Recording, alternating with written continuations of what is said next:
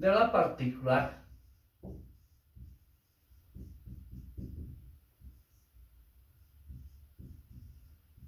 en el dominio seleccionado, ¿a qué va a ser igual? La suma de estas tres variaciones. Al sumar las tres voy a factorizar delta x por delta y por delta z. ¿Qué nos va a quedar? Derivada parcial de b sub 1 respecto de x más la derivada parcial de b sub 2 respecto de y más la derivada parcial de b sub 3 respecto de z por delta x por delta y por delta z. ¿Qué representa esto? La variación de volumen, o sea, el volumen incremental, diremos un delta B, un volumen incremental. Pero ¿qué representa esto? Y a eso queríamos llegar. El vector velocidad tiene estas coordenadas.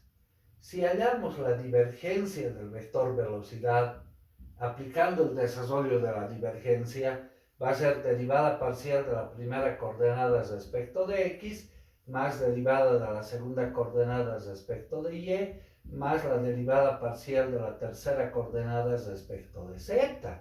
Y eso es lo que tenemos acá. Entonces, esto nos representa la divergencia del vector velocidad. Ahora saquemos una conclusión. ¿Qué había sido la divergencia? ¿Cuándo existe divergencia? Cuando tenemos un movimiento. En este caso, estamos hablando un flujo de un líquido. Conclusión, entonces.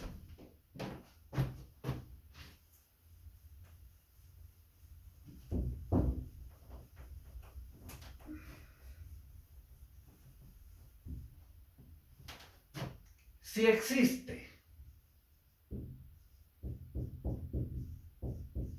flujo,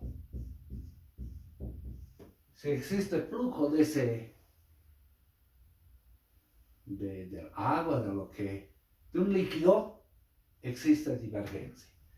Si existe flujo, estamos hablando, existe la variación de la velocidad, existe divergencia. Imaginémonos que no exista flujo, que estamos en una pecera y ponemos una pelotita. ¿Se va a mover la pelotita? Para nada, ¿no? Entonces, cuando hablamos de flujo, relacionemos inmediatamente con divergencia. Si no existe flujo,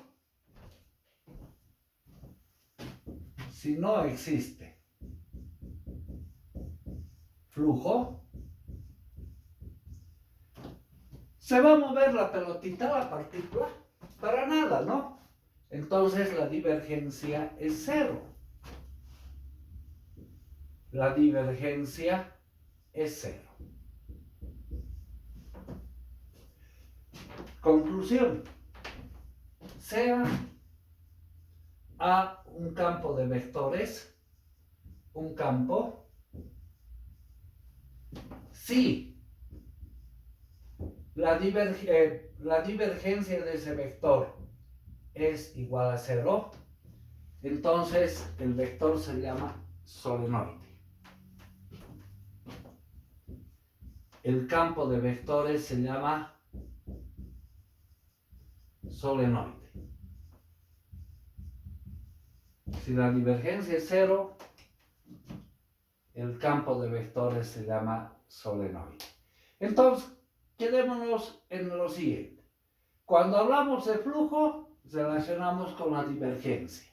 Las aplicaciones de esto las vamos a ver en los teoremas integrales. Pero aquí estamos hablando de un flujo de un fluido. Si ponemos dos imanes, estamos creando un campo.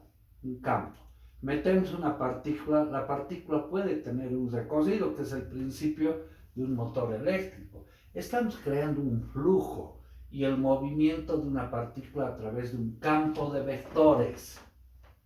Es decir, si acá tenemos una placa con cargas positivas y acá con cargas negativas, se crea una fuerza de atracción. Se crea una fuerza de atracción, ¿no ve? Si agarramos un conductor eléctrico y lo unimos a un amperímetro. El amperímetro nos mide la circulación de corriente. Y lo pasamos a este conductor dentro de ese campo de fuerzas, o sea, el vector A que llamamos acá. ¿Qué estamos ocasionando? En el conductor eléctrico tenemos cargas que se llaman electrones. Si es de cobre, es rico en electrones. Entonces, lo que estamos ocasionando con estas líneas de fuerza, excitar los electrones, y estamos produciendo una circulación de electrones. Esa circulación se llama corriente eléctrica. La circulación de una partícula debido a una fuerza. En el campo hidráulico la fuerza es el empuje del río. En el campo eléctrico podemos suponer la excitación de electrones que está produciendo el movimiento de esas partículas que se llaman electrones, este campo de fuerzas que son líneas de vector. Entonces quedaremos acá antes de ver algunos teoremas más y aplicaciones de la divergencia.